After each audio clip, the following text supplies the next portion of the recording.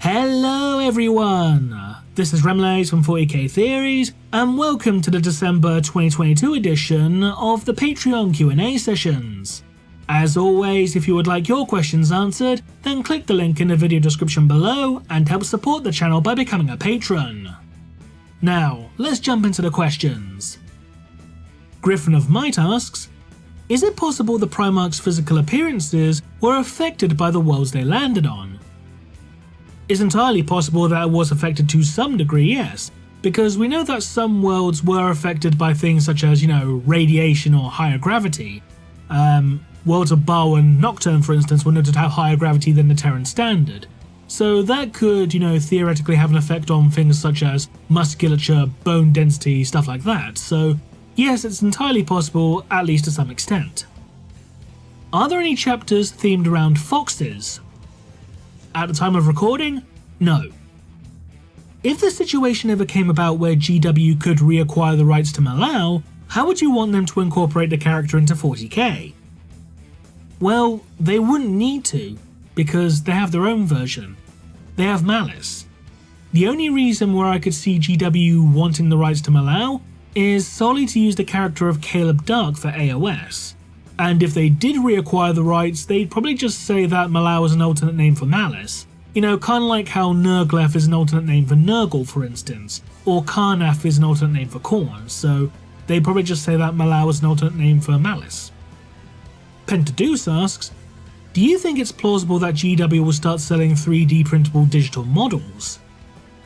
If you mean like the STL or CAD files, no, I don't think so, purely because of the piracy risks. Because if you're talking like STL or CAD files, then all it really takes is for one person to buy the STL file, dump it on Pirate Bay, boom, piracy, there you go, thousands of people downloading it for free to get, the 3D printable model. The only major exception I could see is like, if it's like a timed exclusive miniature, or like, a miniature that was made exclusively to be 3D printed, but that would be it really, to be honest, in my opinion. I could be wrong in the future, but in my opinion, that's what I think would be the case. What faction's technology do you think would be best used by the Imperium?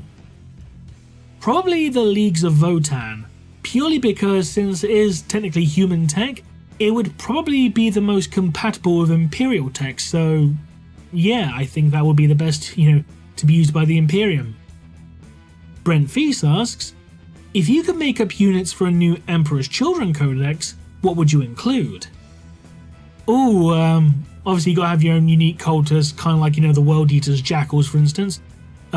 Sonic Dreadnoughts, Sonic weapons on tanks, like, Blastmasters on Predators, that kind of thing.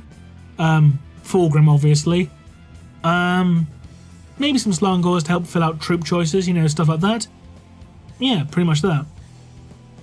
Same question, but for Gay Vesa. For Gay Vesa, you'd probably just have like, Imperial Guard squads, but they're using pulse rifles instead of lasguns. Give them access to things like Devilfish and Orcas, that kind of thing. They wouldn't have crisis suits because, non-Tau are not allowed to use crisis suits. I don't know what else really you could really give to a Gay Vesa Codex, to be honest. Kenju22 asks, given that a Psyker is still a type of mutant, could the unusually large number of Psykers in the Blood Ravens be an indication that they are a successor chapter of the Salamanders? No, because the reason behind the large number of Psykers within the Blood Ravens has nothing to do with their gene seed. This is stated within their Index Astartes article, which states that there is no genetic predisposition towards creating Psykers, which means the reason behind the large number of Psykers used by the Blood Ravens is down solely to the worlds that they recruit from. It's the worlds that produce such a large number of Psykers, not the chapter's gene seed. Zero Hits asks, your ship is trapped in the warp and the void shields haven't failed quite yet. Another ship boards yours and the captain approaches you. He is clearly mutated with black eyes, tentacle fingers, big teeth and such things, as well as his associates. He offers you a chance to escape your fate by joining his crew, though it is implied that you two will eventually mutate under his command. Do you take his offer? You quote-unquote take his offer, then you slaughter the crew and commandeer the ship for yourself and escape the warp. Bing bang, job's a good un. Hey hey. Typical Imperial response, I know, but hey, gotta keep in character,